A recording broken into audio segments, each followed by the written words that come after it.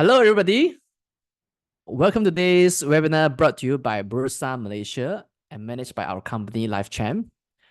Our webinar title today is 4 different types of value traps and how to avoid them. My name is Shane Chu. I'm the moderator for this session. Now, we all love bargains, right? Sometimes we chance upon discounted stocks or cheap stocks and really love cheap stocks. But oftentimes, cheap stocks could become cheaper. Okay, we love stocks with low PE. We love stocks with low price to book value. We love stocks with high dividend yield. But sometimes they may turn out to be value traps. So in this session, we are going to examine 4 different types of value traps and how do we avoid them.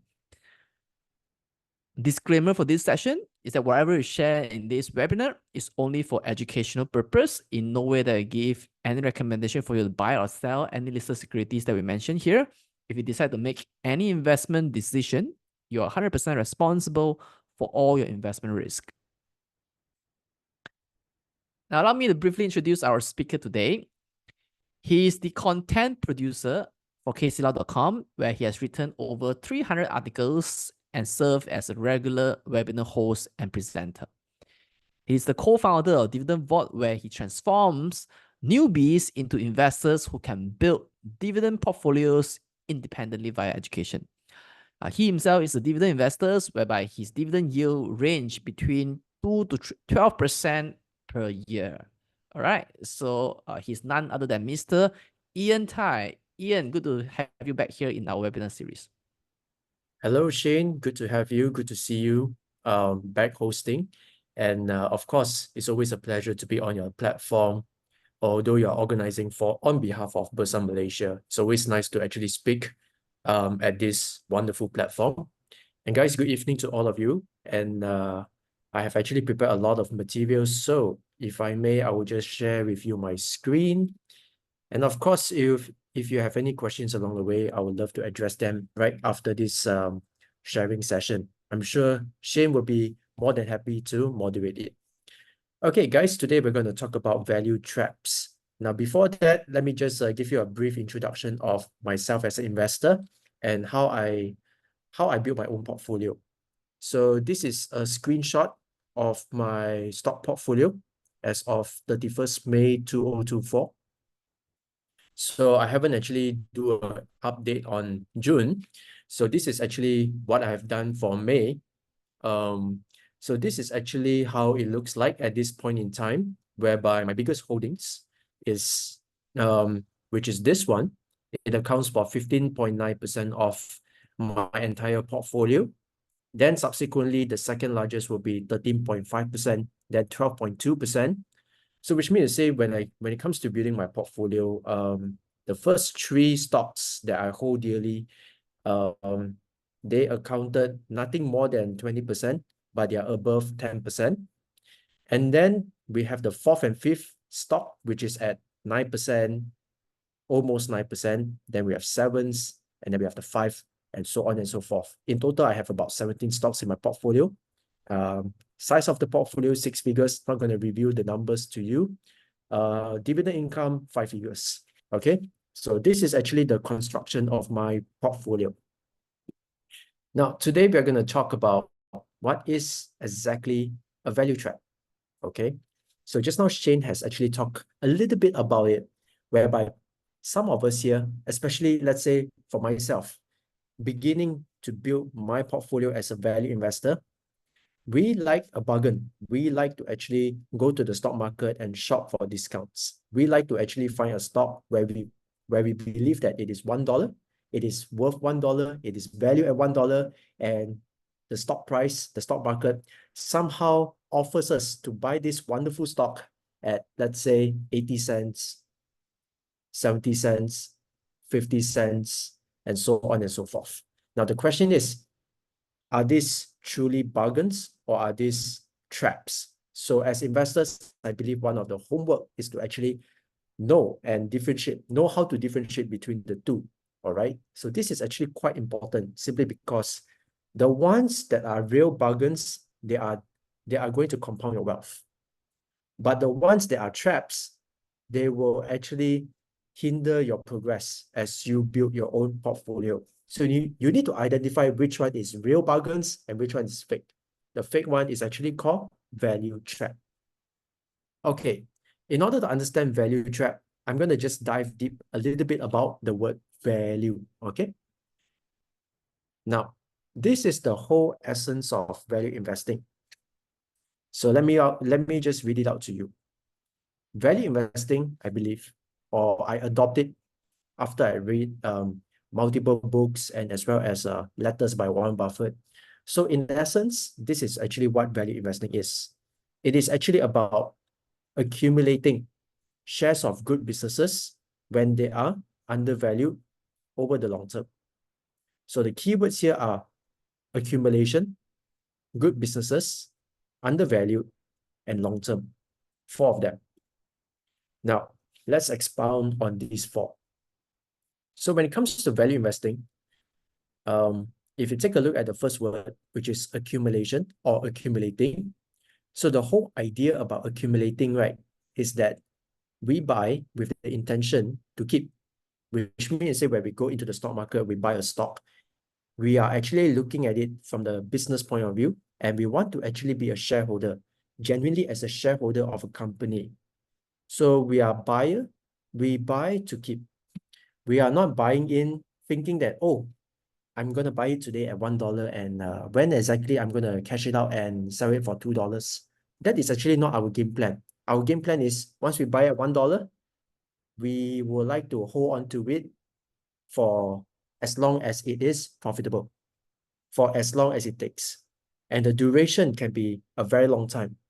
It's not counted in seconds, not counted in days, weeks, or months. It is actually measured in years. It can be all the way up to eternity lah. So you can say that the stocks that I hold, typically there are some stocks today, they are already well beyond 5 years and I'm still holding on to it. No issues on that. Second, good businesses. So what do you mean by good businesses? Here the context is actually based on the company's earning power. So what I would like to do is that I would like to find businesses that have very strong economic moats, very scalable businesses, and they have delivered consistent growth in sales, profits, and operating cash flow.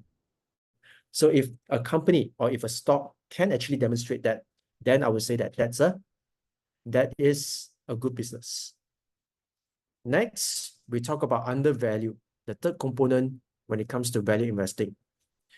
So undervalue here means cheap. So this is often measured by PE ratio, PB ratio, and dividend yields, and as well as PEG ratio.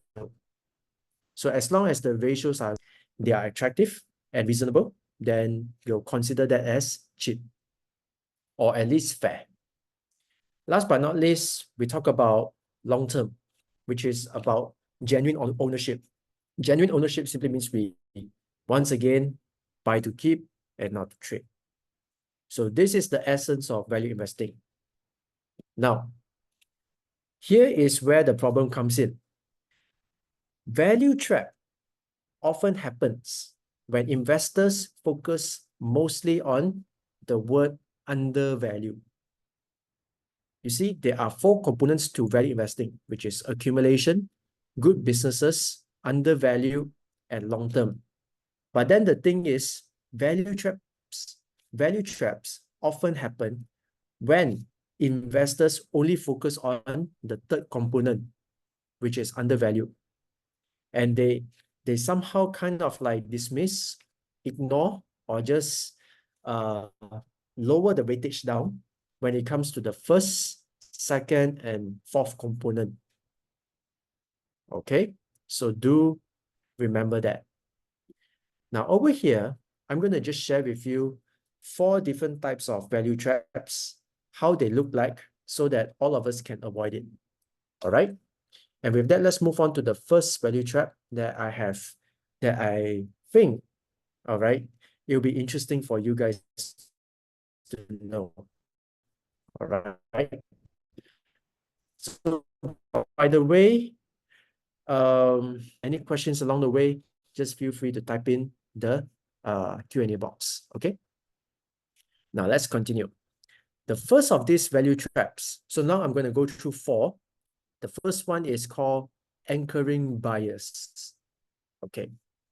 So what exactly is anchoring bias? Let's take a look. Anchoring bias is actually not so much to do with finance, not so much to do with financials, but it is more towards psychology. So you see, when it comes to investing, it is not so much about making a financial decision. Very much or very often, how we make decisions, right, is actually based on our psychological state. Okay. So which means to say, as an investor, one of the most important homework that I believe that we must do is to actually control our emotions. So having stable emotion, being able to control our emotions is actually very important when it comes to building portfolios. Now let's take a look at anchoring bias. So anchoring bias is about making decisions based on the first information received. Let me give you an example. Now, let's put aside stocks and let's talk about property. Now, the thing is that let's say all of us are going on a property buying spree. Let's say all of us are property buyers, okay? And we want to buy ourselves a property. Now, let's say we are looking to buy a condominium unit in Mont Kiara. Oh, okay. So we are hunting for a property condominium unit in Mont Kiara. And now the thing is that you go on a property or we go on a property tour with a property negotiator or an agent. So you tell the agent, I want to buy a piece of property, a condominium in Mont Kiara. The agent say, yes, let me take you on a tour. And the first property that you buy, the first property that the agent or the negotiator take you is to tour around a property that is priced at $1 million. Okay. So it's a condominium unit, Mont Kiara, 1 million. That's the price tag. Okay. And it's a nice looking property. Everything seems to be nice. The bathroom is nice, living room nice, kitchen nice, everything nice. Price tag 1 million. And then you think that, oh, $1 million, it's a little bit pricey. So therefore, your property negotiator or agent take you to the next property, which is property 2. So property 2 right now is also located in Mont Kiara. It is also quite decently looking. It is also quite nice, the property, but now the price tag is 800,000. So the question is, guys, type in the chat box. How many of you here think that property 2 is cheaper than property 1? Type in the chat box, say yes if you believe that property 2 is cheaper than property 1. Let's see your response. So Ben Lee says yes. Okay. Cool One says yes. All right. Chia says no. So Alicia says no. Nick Pang, yes. Muhammad Hafiz, yes. All right. Lisa Ibrahim, not necessary. Richie Isaac may not. Jasvi says yes. Abi says yes. Muhammad Akimi says yes. So a lot of people says yes, but there are some other people who says let's check the size first. Zulkifli says let's evaluate other factors first. Lim Chun Kiat says what about the size comparison and the features? Okay, and there are many people saying no, not necessarily cheap. Okay, need to consider other factors. So as you can see now in the midst of our audience, there are some people say, hey, wait, maybe we should consider other factors first. Maybe there is a reason why property 2 is priced at 800,000 and property 1 is priced at 1 million. There could be other factors. Let's check it out first. However, there are some of you who just say, oh, you know what? First property I see 1 million. Second property I see 800,000. What happened? If you are one of those people who say yes, oh, 800,000 seems to be cheap. And that is simply because the second property is priced 200,000 lesser than 1 million. If you are just basing on this alone, then that is actually an example of anchoring bias, which means to say you are making the judgment on property 2 based on the price, and you base it also on the price on the first information given, which is property 1 at 1 million. So if you are following if you are getting the idea of what anchoring bias is, type in the chat box, type in 1. Let me know whether you guys are getting it or not. All right, so type in 1 if you get the idea of what anchors. All right, so a lot of you guys are typing in 1, which is very good. So there could be, so which means to say most of you guys are actually getting it. All right, and many of you, I'm very happy to find out that you guys are smarter than that. You guys are aware of this. So now let's translate this into the stock market. Let's see how it works. So now we have this is really a Berhad. It is a public listed company. And I got this stock price chart over here. So as you can see, based on the stock price alone, it has actually steadily increased over here. And then it skyrocketed all the way to $20. So now you are here at $20. This is the first information. Stock price go up and it peaked at $20. Then after that, from $20, it drops to 15, then it drops to 10, and now the stock price is 5 as compared to the peak price of 20. So the question is this a 75% discount? So if you believe that, hey, this company, which is a Berhad, public listed company on Bursa Malaysia, is now $5, 5 ringgit, and is 75% below its peak price of 20. If you believe that this is a discount, type in, yes, it is a discount. If you don't believe that this is a discount, type in no. Let me see your response. All right. So Mary says no, Eugene no. All right. So a lot of people are starting to get the idea no. Okay, okay. Fantastic. No, no, no, no, no, no. All right. A lot of no. Okay. So thank you so much for your response. Now the whole idea is that, you see, without this webinar, right? Without this webinar session, okay? And let's say you are now just alone. Do a little bit of study here, do a little bit of research there. And then you find out that, hey, a certain company like this is now $5. It used to be 20. How many of you can see that because of anchoring bias, right? Because of this factor, right? People think that this can be a discount. If you think that this is actually a possibility, just type in AB. AB stands for anchoring bias. Type in. All right, so Richie says yes, AB, AB. A lot of you guys are looking at AB, correct? Right, fantastic. Thank you so much. Now, all right. So let me just get this once and for all.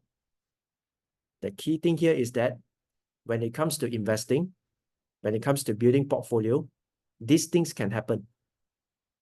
And the trick to avoiding this is that we never look at Google Finance, Yahoo Finance, or whatever stock price chart that you may subscribe to based on price.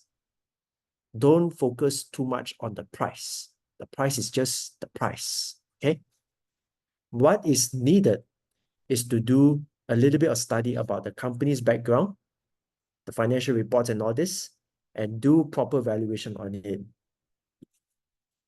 So let's say let's say this is the same company, but now the thing is that we do some valuation.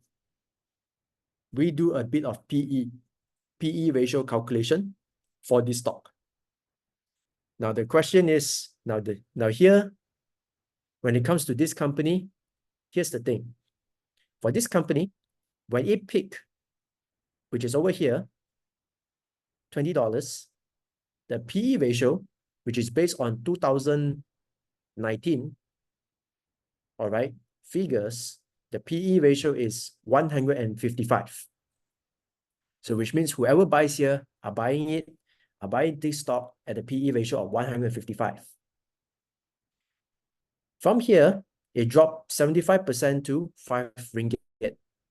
At 5 ringgit, the PE ratio based on the normalized earnings, it is at 39.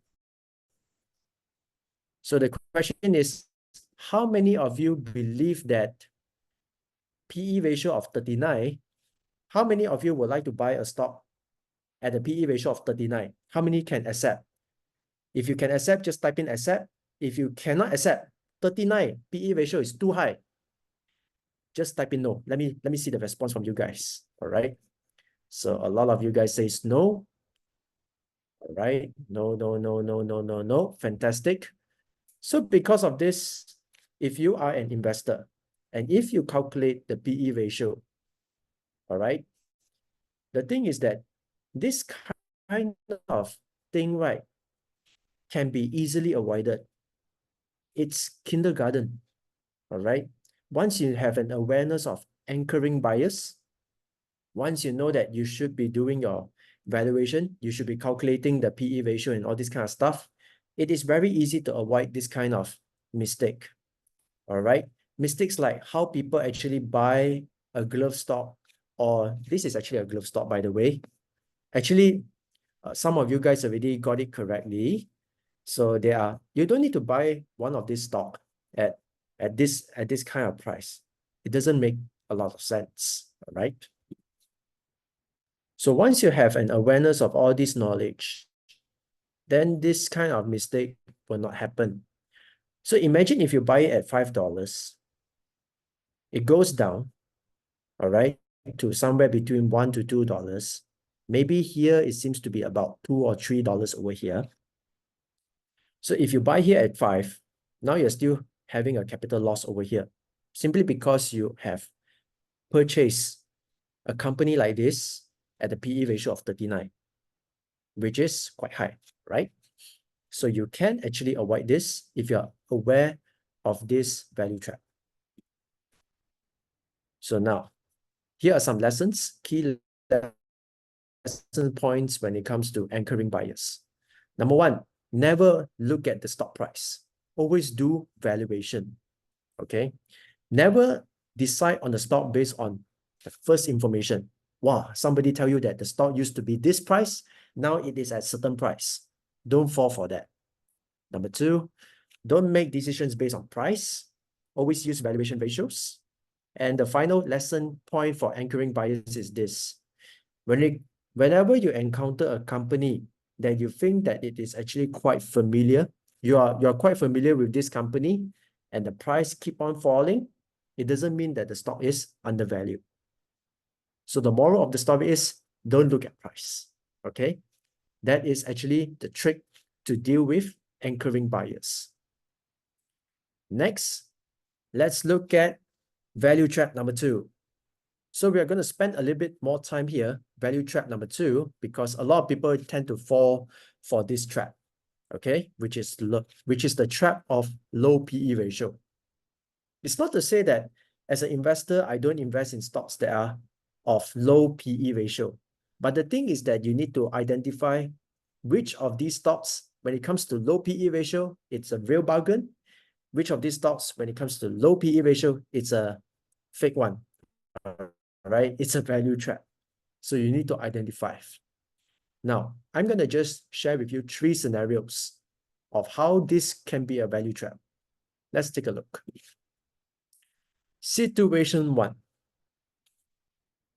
Now, let's say we look at the stock. And the first thing that we look at is this.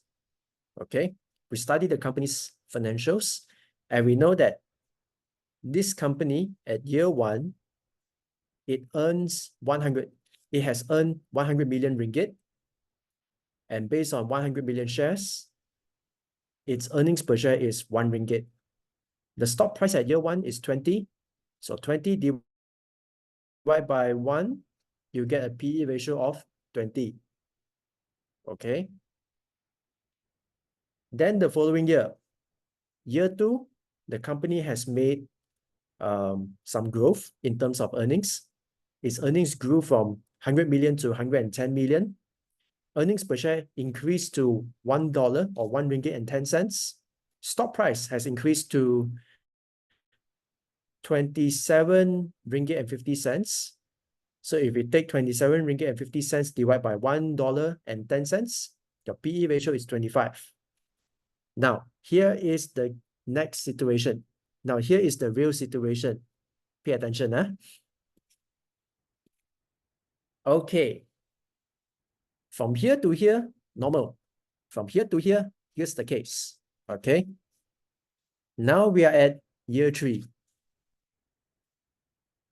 At year 3, the company not only make some money from its business operation, this is highlighted in blue, but in addition to its profits from its business operation, it also had made a one-off disposal gain on some of its business. Maybe it disposed some subsidiaries, and as a result, it has recorded another 130 million in earnings. This plus this, it has reported 250 million in earnings. Earnings per share is $2.50, and right now the stock price is 36. So if we take 36 and divide by $2.50, your PE ratio is now 14.4. So 14.4 is lower than 25, it's lower than 20. So now, the question is this company undervalued? Type in the chat box if you think that PE ratio of 14.4 is undervalued. If you think so, type in yes. If you don't believe that this is undervalued, type in no. Let me know. Okay, so there is one who says yes. Okay, so there's another one who says yes. Okay, most people says no. Okay, so which means the same majority of you guys says no. All right.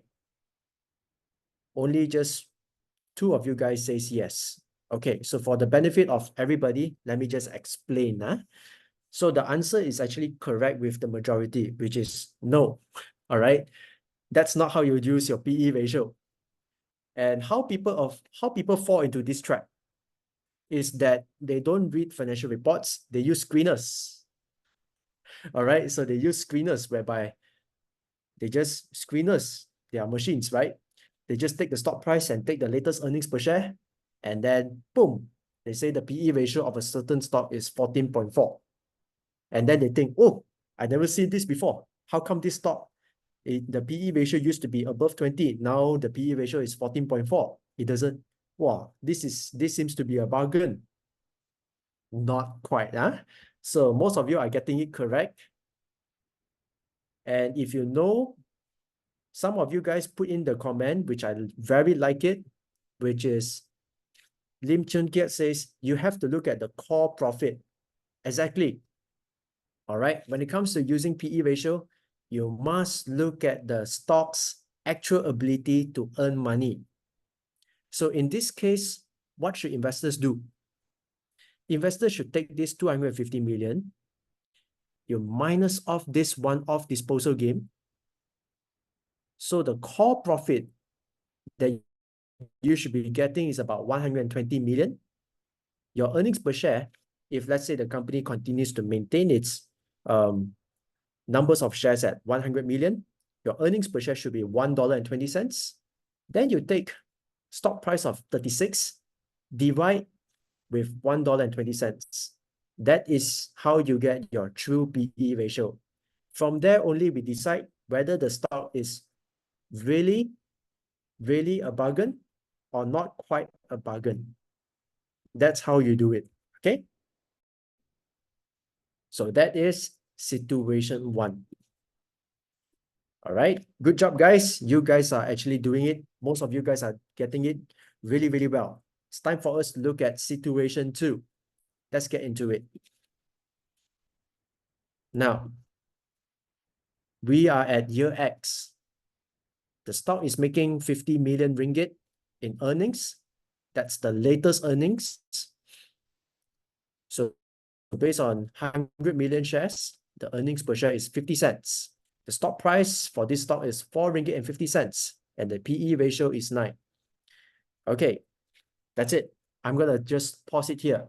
How many of you think that PE ratio of 9 is not too bad? All right, and you think that this automatically is undervalued? Type in yes if you think that PE ratio of 9 is automatically undervalued. How many of you think that I should look further? Right? So a lot of you guys says, so some of you guys says yes. All right. Cool one says look further. Okay. So we have a mixture. Huh? So some says yes, yes, yes. Some says look further. Okay. As an investor, we should always look further. We don't actually look at the latest earnings and decide straight away. That's not how we do it. We should pass. After we look at this stock over here, 1 year before, 2 years before, 3 years before, 4 years before. So this is how the earnings look like. 4 years before, this stock made 180 million in earnings. 3 years before, 150. 2 years before, 100 million. 1 year before, 70 million. The latest year, 50 million. So as you can see, the earnings of this company has been declining over time. So now my question is, how many of you still think that this PE ratio of 9 is still undervalued? How many of you believe that this PE ratio of 9 is meaningful and undervalued? Type in the chat box. Yes, if you believe. No, if you don't believe anymore. Just type in it. Just type in. All right. Correct. So most of you are getting it right. So this is situation number 2. Situation number 2 is actually this. As an investor, we don't just look at the latest earnings. We backtrack it because it's a track record of the company. And if we find that the company's performance is looking some like this. All right.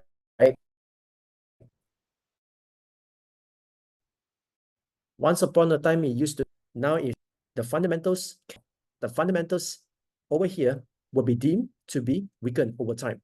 This kind of thing, all right, is an indication that the fundamentals is getting weaker. So if the fundamentals of the company is getting weaker,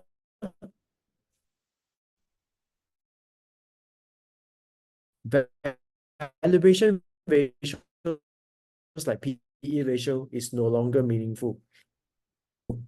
So that is situation number 2. Okay.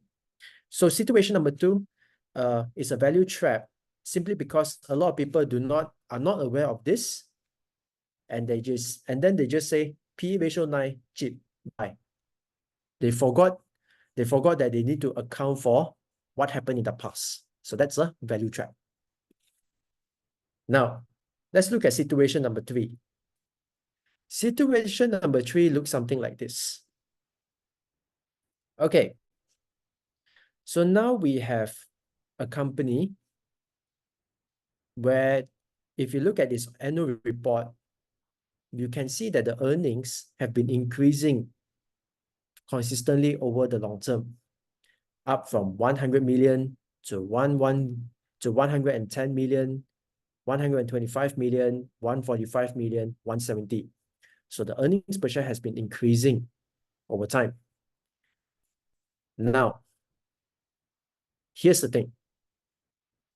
If you take a look at the company's operating cash flow, which is OCF over here, what we can see is that over here, 4 years before the latest, the company has brought in 30 million in positive operating cash flow. The year after, negative 30, which means cash is flowing out, 30 million. Then the year before again, 40 million cash out. Then the year after that, 60 million cash out. Then also the latest year, cash out 60 million. How many of you have seen this kind of company before, where the company has been consistently delivering increasing amount of earnings, but yet every single year, don't know for some reason, the company's operating cash flow keeps on flowing out of the company, never in, always out? How many of you know that got this kind of company? So some of you say, it reminds you of certain company. Lim Chun Kiat says fraud. So there are certain companies like that. So what do you do with these kind of companies? All right, consistent growth in earnings, cash outflow, cash keep on flying out on. So when it comes to this company, usually I don't touch, okay? So when it comes to this company, there's no point in using PE ratio anymore. There's no point in taking the stock price and say, oh, the stock price is, let's say, X, and then we divide it by earnings per share, 1 ringgit and 70 cents. You get the PE ratio, and then you decide whether it's undervalued or overvalued. For this kind of stock, no need to do that. No point already. Simply because as an investor,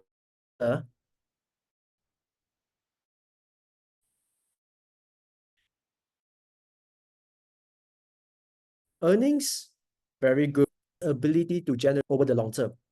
So earnings is great, but it has to be backed up by solid operating cash flow. So if the company has no operating cash flow, forget it. Just call it a day. Find another company, okay? So therefore, this is how we use PE ratio. There are 3 things, or I should say 2 things that we need to look at.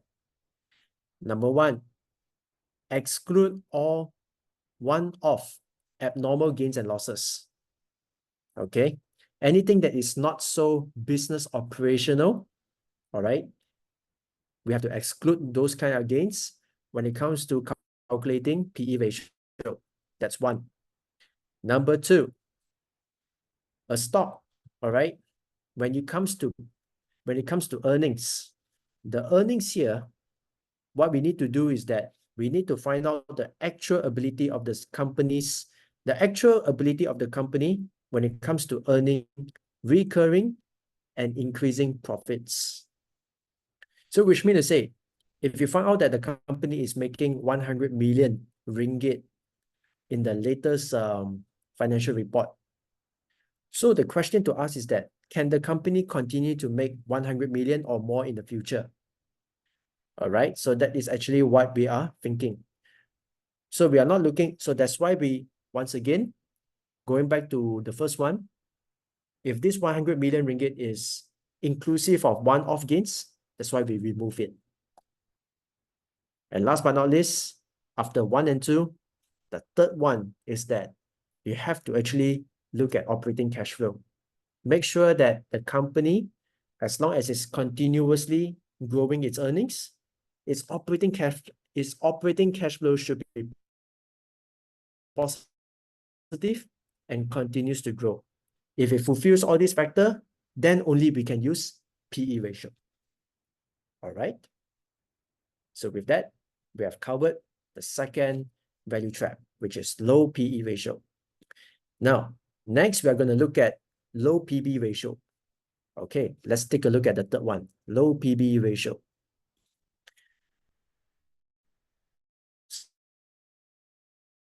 So here is another situation. This is actually quite this is quite for people who are looking at net strategy or something, or they are just focusing so let's take a look at the company's balance sheet. We have assets, and then we have debt and equity.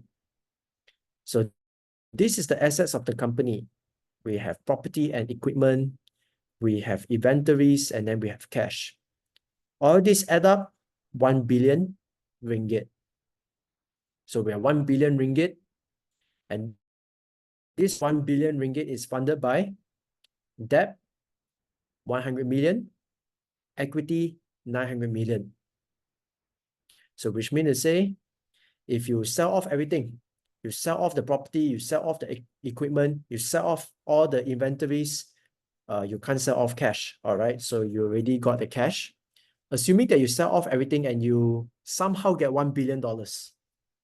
Okay, you take the $1 billion, you clear off 100 million in debt, you'll be left with an equity of 900 million. Okay, now the thing is that this company has 1 billion shares in issue. So if you take 900 million, you split it up with 1 billion shares, you should get a book value of 90 cents, 45 cents. All right. So if you take 45 cents with times 1 billion shares, your market cap would be 450 million. Now, so therefore, if you calculate the PB ratio, all right, where you take the price, which is 45 cents, divide by 90 cents, you should get a PB ratio of 0.5, which means you got the opportunity to buy the stock right now, all right, at 45 cents. And if the company chooses to liquidate tomorrow, you somehow may get a chance to actually get back 90 cents. Every 45 cents you put in, you might actually get 90 cents. How many of you are following? All right. So the thing is that how many of you use this strategy when it comes to finding cheap companies? Type in the chat box if you are one of those people who use PB. Type in PB. If you are one of those people who don't use PB ratio, just type in no PB. Let me take a look. Okay, so Jason Wong says no PB. All right, so Eugene Wong says, Charlie Munger said before, it's not that much fun to buy a business where you really hope this sucker liquidates before it goes broke. Yeah, true also. So a lot of people says no. All right. Ang says yes for banks only. Phil says sometimes many people say no. I don't use this PB ratio quite a lot, to be honest. I use a lot of PE, but not PB. All right. So when it comes to of investing, I don't buy it lah. All right. Let's put it that way. I don't really buy a stock or think that a stock. I don't buy into that. Okay. So here is the thing. For me as a person, as an investor, my take is that when I buy into a stock, I'm buying into a business. When I buy into a business, I look at its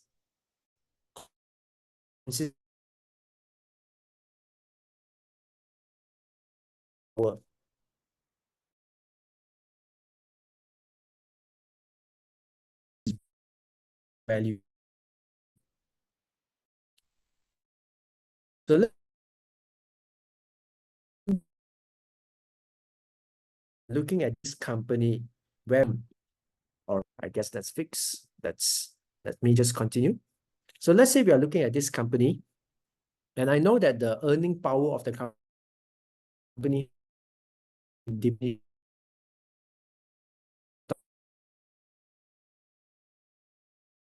whereby the company's earnings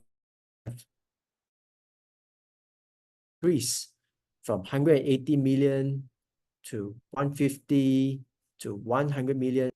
So it's no longer meaningful. About PB, I'm buying this stock at a PB ratio of 0.5. Who cares? And who cares at this stage? It's not demonstrating consistent earning power. Who cares about its book value? So to me, evaluate this company. This company, in fact, is no longer in my list.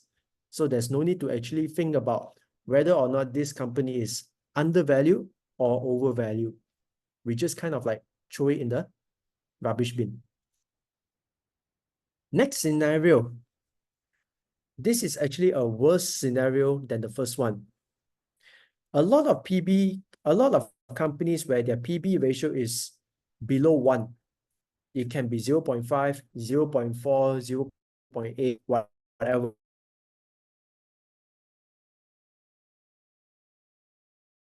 What the ratio is.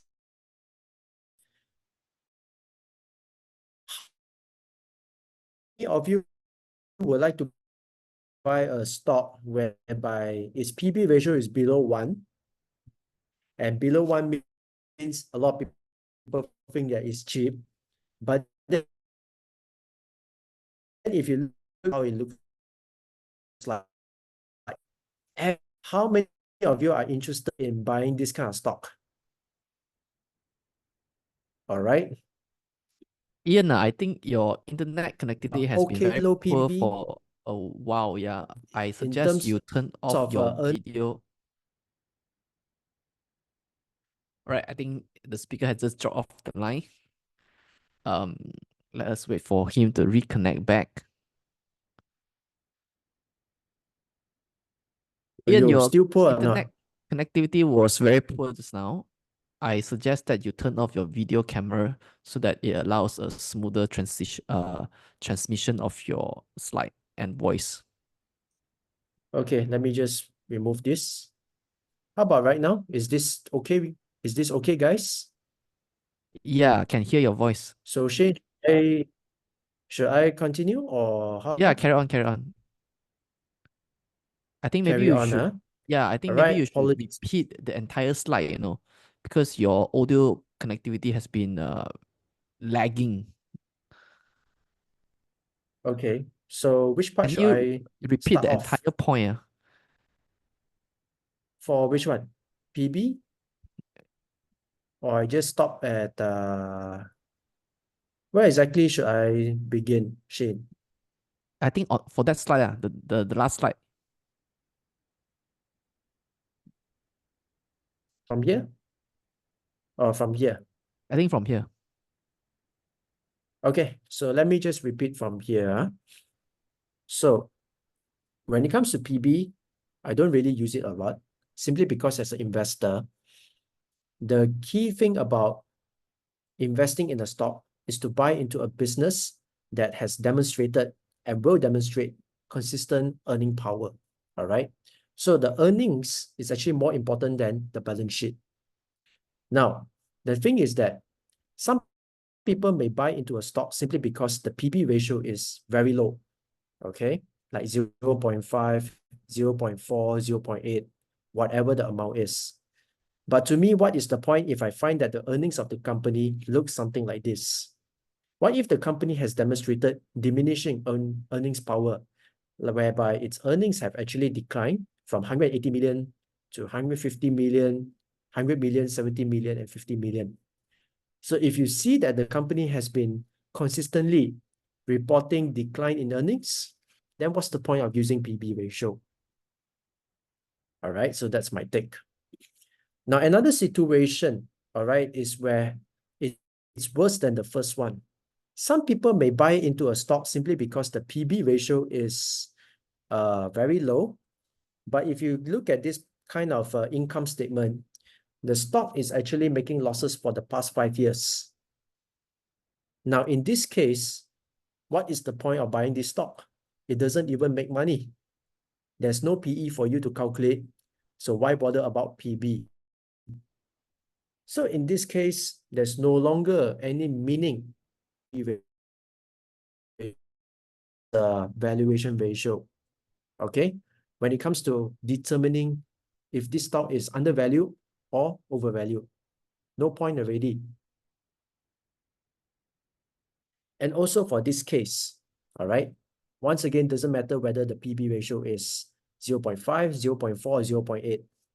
If the earnings have been also like this, inconsistent, some years it make, some years it don't make, PB ratio is no longer meaningful.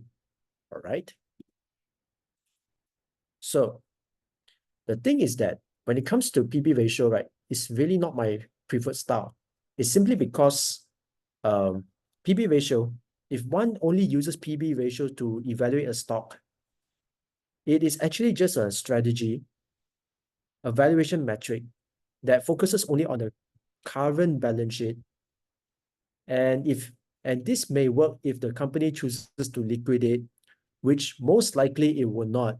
And I'm not too interested to find companies that will liquidate lah. All right, to be honest. So this is not my preferred style, as it totally ignore the company's ability to earn recurring income.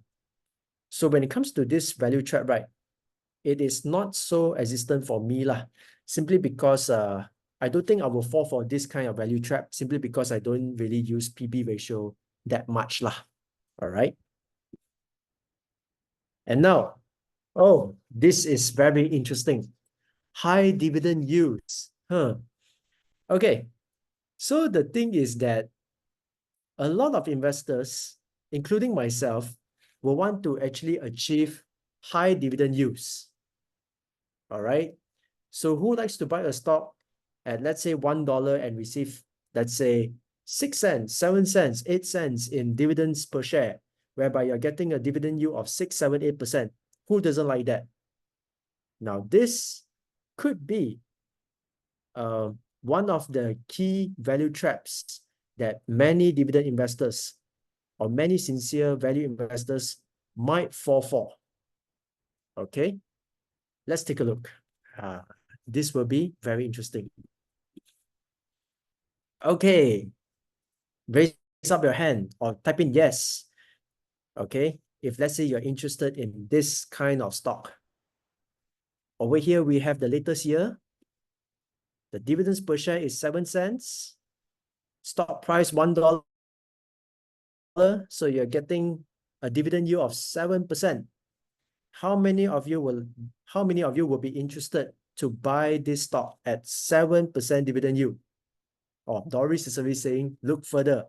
Okay, type in the chat box. Yes, interested, and look further.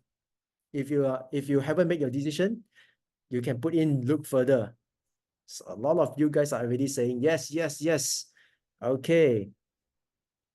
Right. So some of you guys are actually looking at look further. All right.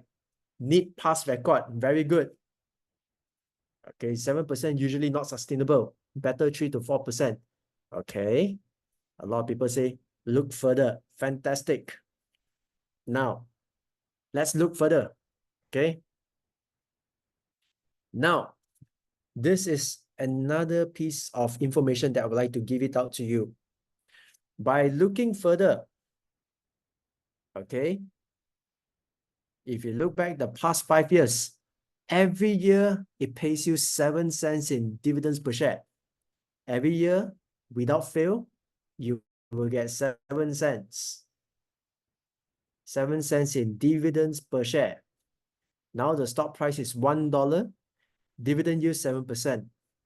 Okay, type in the chat box. Type in the chat if you are already convinced. saying that this stock can buy, can consider buying, type in buy.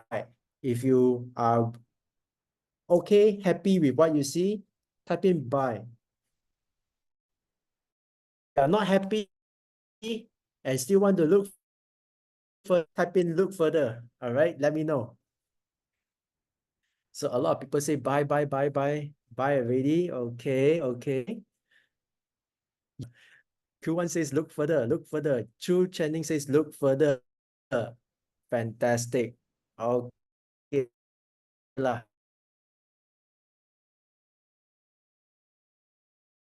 So that guys know what is most are saying buy, but then there are some of you guys who say no, Ian, not enough. All right, I'm gonna compare this. I'm gonna compare this with its past stock price. Okay, so 4 years ago, when it pays out 7 cents in dividends per share, the stock price is $2.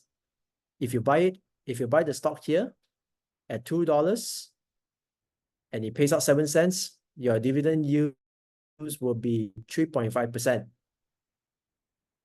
If you buy the stock 3 years ago, the stock price was $1.75.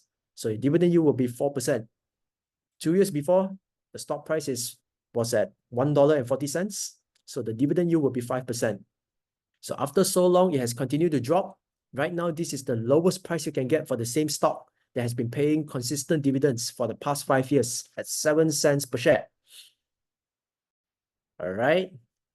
So the thing is that how many of you are already convinced, all right, that you think that, hey, the stock price is actually cheap. It's $1 and the dividend yield is 7%. Okay. So the question is this: how many of you guys are ready to buy already? Type in. So a lot of people say no, no, no, no. All right. So a lot of people are still not too happy with the information given yet. Now I'm gonna give you one more information. Okay.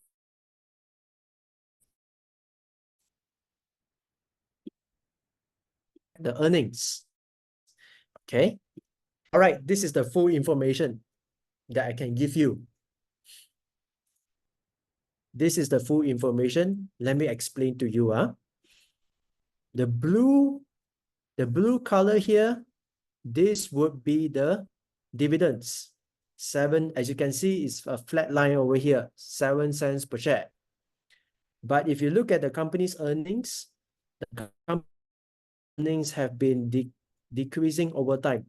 Earnings here, 100 million, dropped to 90 million, dropped to 80 million, 70 million, and 50 million. So if you look at the earnings per share, it has been declining. But somehow, because the company has a lot of cash, it can maintain its dividends per share at 7 cents per share.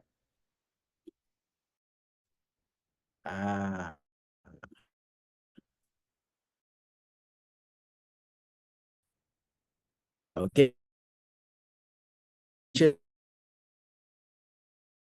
Alicia Lee is something is real.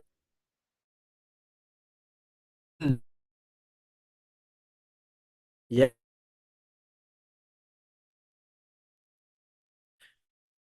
Okay. Ian, your connection is breaking again. Suspicious. All right. Can buy. Trap. Type in trap. Oh, break again. Okay. So let me just let me just repeat myself again.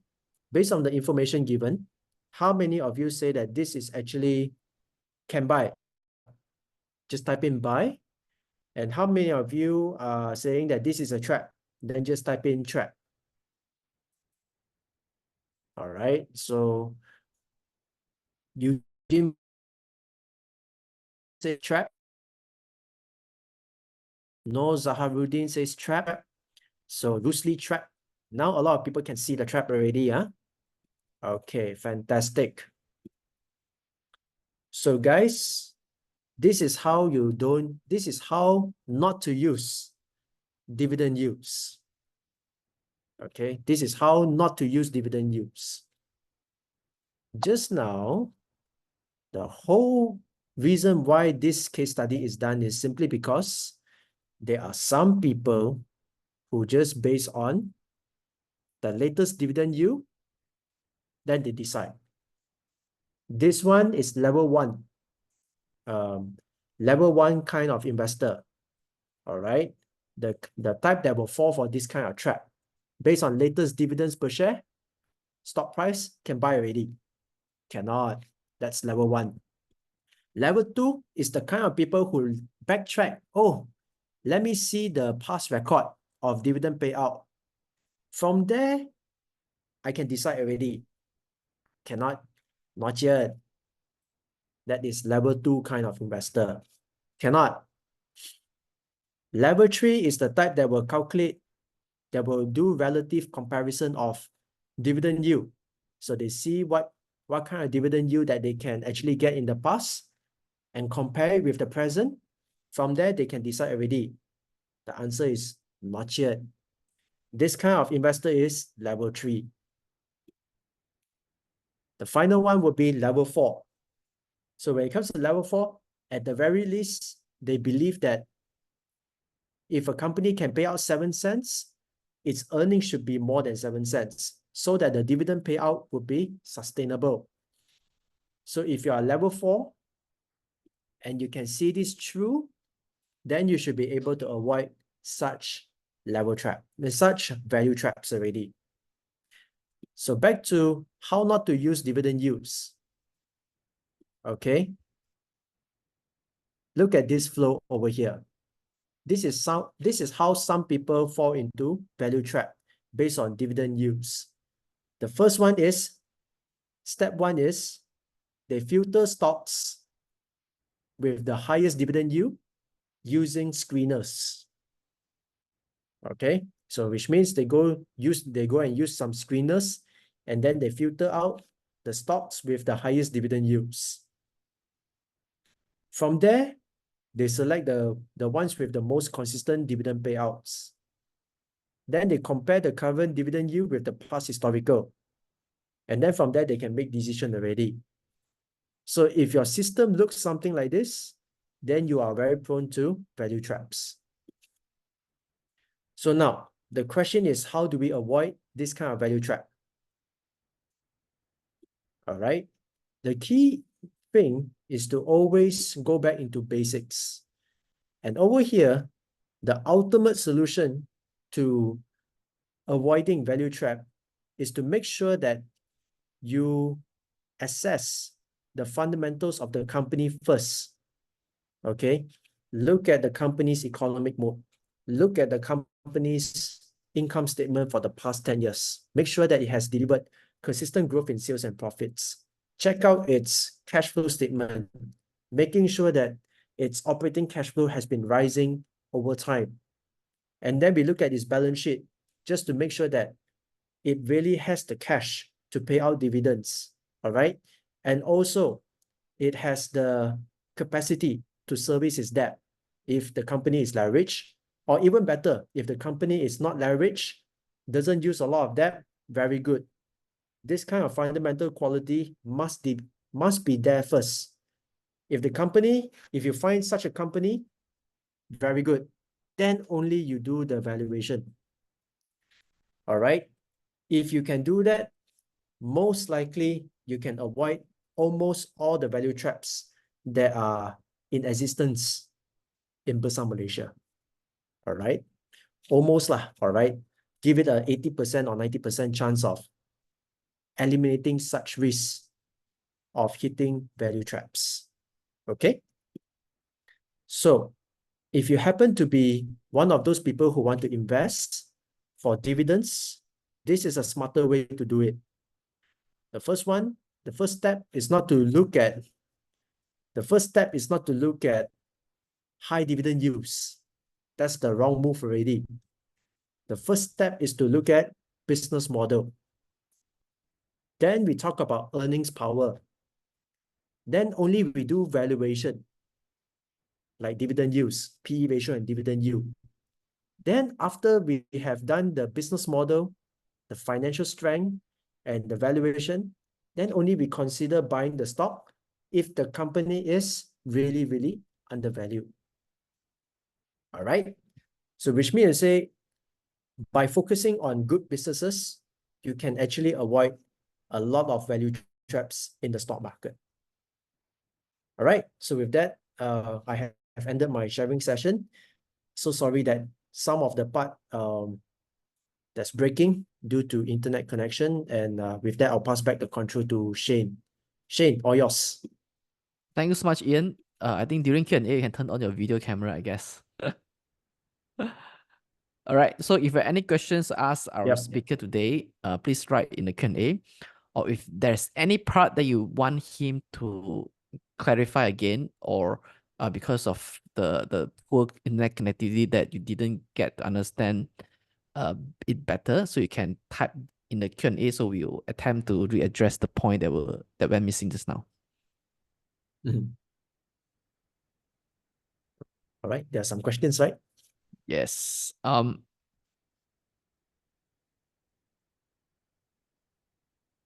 So the first question I see on my screen is, what is considered good debt and what level of debt is considered healthy?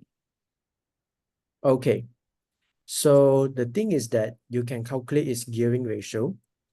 So gearing ratio means you can take the amount of debt it has, divide by equity times 100%. So if let's say you find a figure which is below, let's say below 50, let's say at 20%, okay?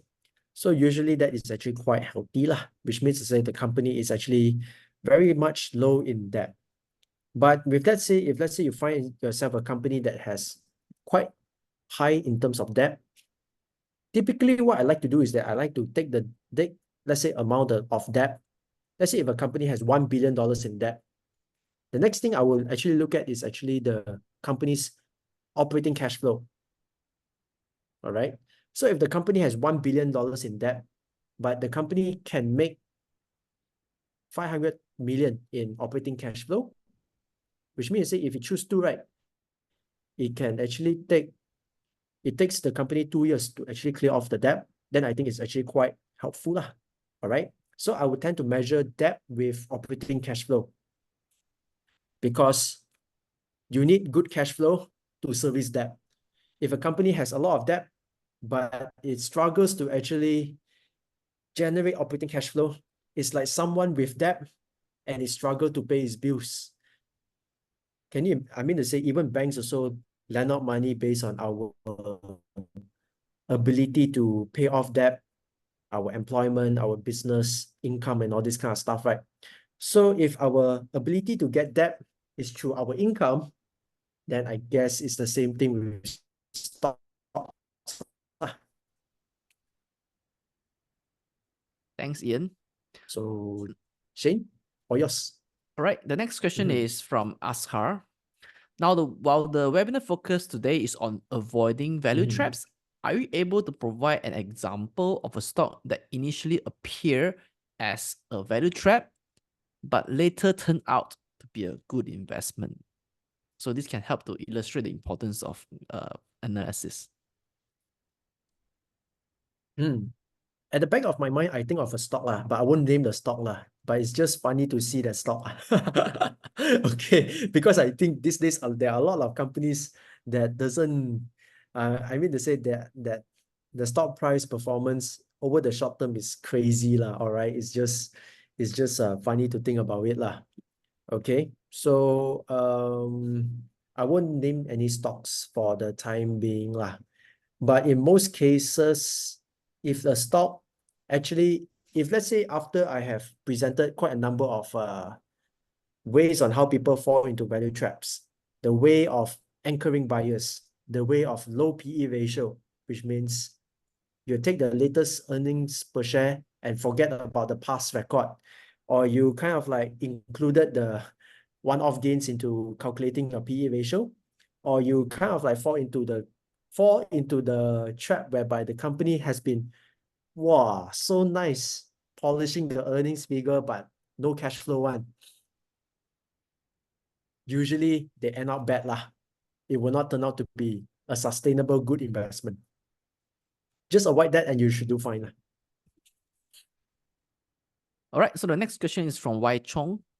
Mhm. For normal investor, we can only analyze companies' performance once every quarter via their quarterly report. So sometimes the company might not be performing well on the second quarter, but the return to good performance after that. So how many quarters of bad quarterly reports would you consider that a company is losing the earnings power and will sell off the company stock? First, I disagree. So sorry, simply because we can always study the company's performance, not just on a quarter to quarter basis, but on an annual to annual basis for the past, for as long as it is listed. All right. So like for example, if you want to access Maybank or Public Bank, you can always get access for free the annual reports and the quarterly reports of these kind of companies for the past 10, 20 years. Not 20 years lah, maybe 10 lah, okay? Maybe 10 plus years lah. You can get it one. All right. So it's not always the latest quarterly report. And to the second part of the question, one bad quarter, it really depends on the context. So the context of the bad earnings, right? You have to take a look. Like for example, let's say Padini, all right, it's a fashion retailer company, boutique, all right, making money out of selling clothes, fashion items. But during MCO, the government shut down all the retailers. Nobody can actually open their shop and do business. So therefore, they have a bad quarter. So in that context, do we penalize Padini for bad performance? You can't, because the context is at that stage, as a retailer, they can't do business. So in that sense, it's not fair. I don't think it's that fair to actually penalize or value the company based on this kind of events lah. All right. So the context is actually very important to know why there is such a bad performance. So Shane? All right, thanks, Ian, for addressing the question. Mhm. The next question is by Jason. How can charts help in evaluating the optimal buying price after your analysis? You mean technical charts? Actually, I don't look at technical charts. So anything to do with technical analysis, all the stochastics, or the oscillatory, or the volume charts and all this kind of stuff, I don't depend on them. Because again, value investing, right? The intention is not to go in and out of the market. The intention is to accumulate. It's like if let's say today lah, all right, I have 1 million public bank shares lah. Then who cares about the ins and outs of the market already?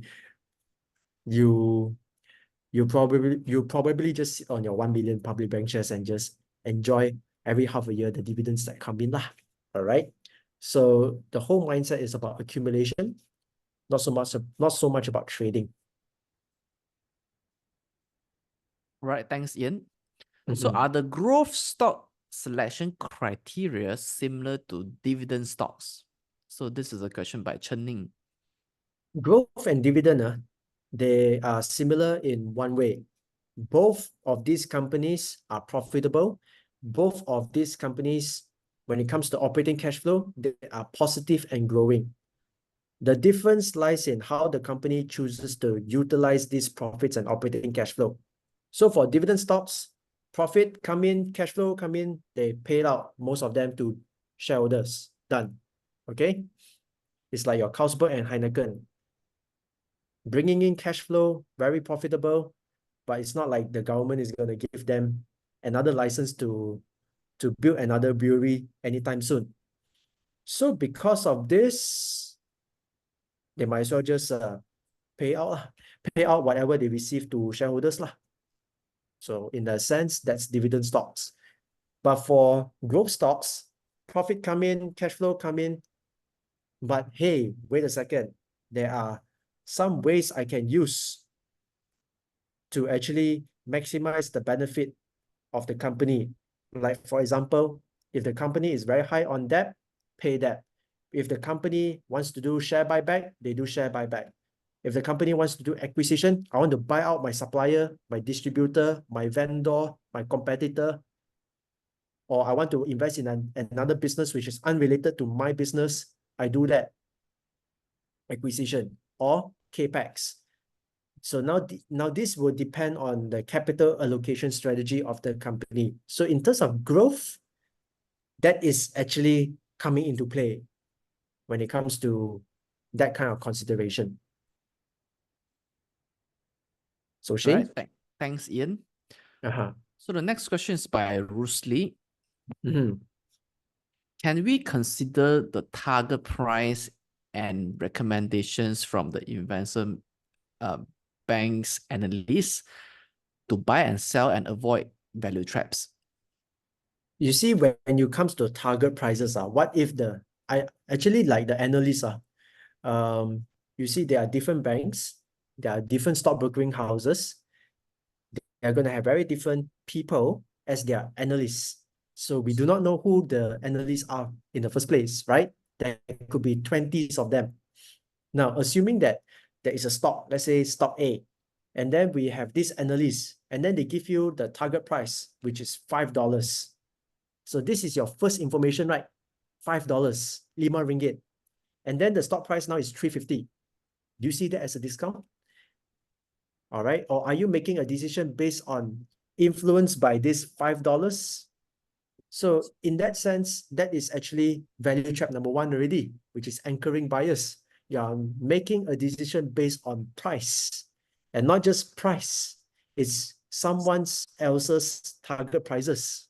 So I would say that in order to avoid value trap number one, anchoring bias, forget about target prices from all these analysts. Just do your own calculation of the valuation ratio and just stick to that. I think you'll do fine. All right.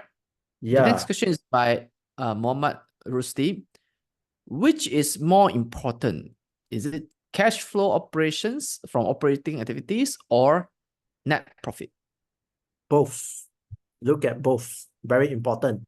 So yes, of course, profits does not equal to operating cash flow, but you look at profits because that is how profits will tell you, because a lot of people, I mean, not a lot of people because stocks, they are valued based on profits.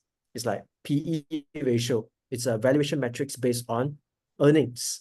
So we look at profits for valuation purposes, and we look at operating cash flow to see whether operating cash flow can back up, is a can be is like back or supported. All right. Can the profits be supported by the operating cash flows? That's number one. And number two, whether you invest for growth or dividends, you must have cash flow first. If you're investing for growth, you must have operating cash flow, positive and growing first. Then we take a look at this capital allocation strategy, where you want to put capex, acquisition, share buyback, debt, dividends. Or if it's a dividend stock, then cash flow is more needed because you need cash to pay dividends. So look at both. Both are equally important. All right. Thanks, Ian. Mhm. So, which matrix is better? Is it price to earnings, PE ratio, or price to sales? But price E. to sales like bypass one-off gains, right? So that's the comment by Ben. Look PE lah. Okay, to you, PE No is more need P, important, yeah? no need PC, no need PS ah. All right. The next question is, how do we use PEG ratio in value investing? So this is actually for growth investor. So the first one is that first the PE is PE ratio. So you got first half of the equation done already because you have PE. Now the thing is growth. So when it comes to growth, this one is a bit tricky. For me personally, what I would do is that I will backtrack it for the past 10 years and calculate the earnings growth rate of the company. So this one, you need to use the CAGR calculator. Then from there, let's say the calculator says that, oh, the growth rate is about 10%. Let's say the PE ratio is 20. The growth rate is 10%. So 20 divided by 10, you will get a PEG ratio of 2. And with that, I will actually take this PEG ratio of 2 and compare it with its peers, just to see how the valuation is when it comes to similar stocks in the similar industry for PEG ratio. Thanks, Ian. Yep. How do we value the company that has healthy cash flow from operating activities? So if the company always have positive operation cash flow for 1 or 2 quarter of every years, is it considered okay? So this is a question by Evelyn. Sorry, has negative cash flow. For 1 or 2 quarters every year. Yeah, like So yes, it that's means right. So like for every quarters. year they have 1 or 2 quarters which incur negative operation cash flow. Is it okay or not? Very rare leh. I mean to say I've been studying so many stocks very, very rare lah. That will happen. And even so lah, it could be a seasonal thing lah. So it depends, it all goes back to the context of the stock, the nature of the business, if it does happen lah. Okay, so you need to actually look at the context behind it. But for now, I would say if let's say the annual says that the annual, which means quarter 1, 2, 3, 4 combined, still positive, still okay. That means to say 3 quarters positive, 1 quarter negative, still okay. All right. So what is the main difference between forward PE ratio and trailing PE ratio? Which one do you use? I don't use any. I think trailing means backtrack the latest 12 months, right? Actually, Yep, I don't. that's right.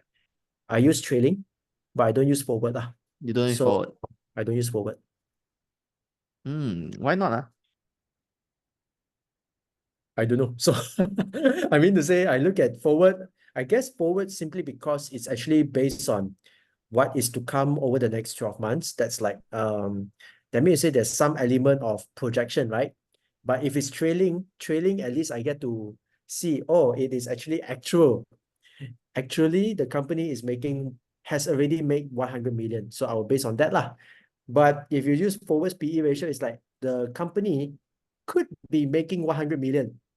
What if it doesn't, right? So maybe because of that, I tend to use trading over forward lah, because I like to see something more substantial lah, like something that has been reported in the document, like official document, like the quarterly report and the annual report, then I'll go with that. All right. Thanks for sharing your perspective, Ian. Mhm. So the next question is by Y Chong. Will the debt ratio or P ratio change from time to time? Or is the criteria the same regardless the economic environment? Yes. I mean to say, not to say, of course it will change, but let's say if for me, I will look at 10 years simply because I also want to look at the culture of the management of the company. So let's say the management, the culture, the character, the behavior of the company is really, really conservative. It doesn't like to use debt. So for the past 10 years, you should see a balance sheet whereby it has very little use of debt. That's the culture. That's what I want to know. Okay, if a company, the debt ratio, maybe on 1 year the gearing ratio is 100%, next year 150, then after that 80, then 200, and all this kind of stuff, then you know that that's the culture of the company lah. And then the company is like, oh, like that one, the company. Then from there, as an investor, I get to choose whether or not I like this company's culture, the one that have very high gearing ratio and all this kind of stuff, or is it the one that is very conservative with that? You can only tell the culture if you look like 5-10 years from today lah, the annual reports. From the culture, then I decide which one I like, which one I don't like. All right. The next question is by Eugene. Do you consider or look at earnings yield? Earnings yield is like PE is like price divided by earnings, right? So earnings yield is just the balik, right? It's like earnings divided by price, right? So usually I don't calculate. If I already calculate PE ratio, then I don't really calculate earnings yield lah, because it's just the same formula inverted only mah. So I don't calculate earnings yield lah. It's actually more or less the same thing. Oh. So in other words, a P ratio of 10 Mm-hmm. is equivalent to 10% of earnings yield, Yeah, you can say that lah. A right? PE ratio of 20 is earnings yield is 5%. 5%. Ah, Yeah. So that's how you can look at it. So the uh-huh. next question is by Y Chong. Um, how will you evaluate the growth and the prospect of those newly listed IPO shares? Will you consider them in value investing? Oh, it depends but I haven't really buy into any IPO yet lah. So so I may look into IPO, but then the thing is that I haven't come across something that I like yet lah. Or something that I believe that now there are existing shares, existing stocks in the stock market versus IPO, right? I still like the one that is in existence lah, as compared to IPO. That's for now lah. So I won't discount that. I won't buy IPO in the future. It's not that. It's just that how do I say that? Between the two, I still prefer the one that is in existence. All right. That's Mhm. your preference. Okay. Now let's Okay. do one last question by Mina. Uh-huh. Stock prices fluctuate throughout the year. So which point in time should we use to get the stock price to determine the P ratio and the dividend yield? If you want the current, then take the current lah. Okay, that's number one. Number two, if you want to actually do the past historical ratio, right? Some people, okay, so some people want to be super accurate with things, right? Then they try to get the average price for that year and then divide by the earnings per share for that year in order to get the average PE ratio. Actually, you don't really, for me, right, I didn't really uh do that lah. I just take the closing stock price or somewhere closest to the closing stock price of that year. Take that figure, divide by its earnings per share for that year, do that for the past 10 years, and from there I have a rough guide already. So let's say the average, right? Let's say I do that. Of course, it's not super accurate, but let's assume that the average is about 18. And if you spend another, let's say 3 hours trying to be super accurate, at the end of the day, you get a PE ratio average of, let's say, 17.55 lah. To me, that 3 hours is not so well spent already lah. Because what is the difference between 17.55 and 18? All right. So I didn't, so which means to say when it comes to valuation, I just do the rough work. But as long as the company is fundamentally solid, it's right, it's good, then good lah. All right. The valuation I can be a little bit off, just have some margin of error, and I'll still do okay one. Which means to say no need to be too particular lah. All right. No need to be too particular about the decimals when it comes to investing. Yeah. So don't have to be precisely correct. Just have to be, more or less there. Okay. Like property, just short story lah. Some people, okay lah, you want to buy a piece of property all right, the price, let's say the price, you already know that, okay lah, 500,000 for 500,000, let's say the price or let's say the value of the property is 500,000 and the seller is offering you at 420, let's say at 420. All right. You know it's a good price already, but you somehow you want it to be 415. And then you piss off the seller. The seller say, I don't want to sell to you already. All because of the 5,000 ringgit you blew up that deal. Then what's the point, right? So no need to be too. But then if let's say you're into real estate investing, what is the value of that 5,000? You could have factored into a 30-year loan or 35-year loan, and it's like nothing. But you lose that chance already. So the moral of the story is that small little thing, right? Don't major on it lah. All right. So that's all the time we have for the question and answer sessions with Ian Tai. So thank you so much, Ian, for sharing with us what are value traps and how do we avoid them. All right. So we have learned 4 types of value traps today and how do we avoid them.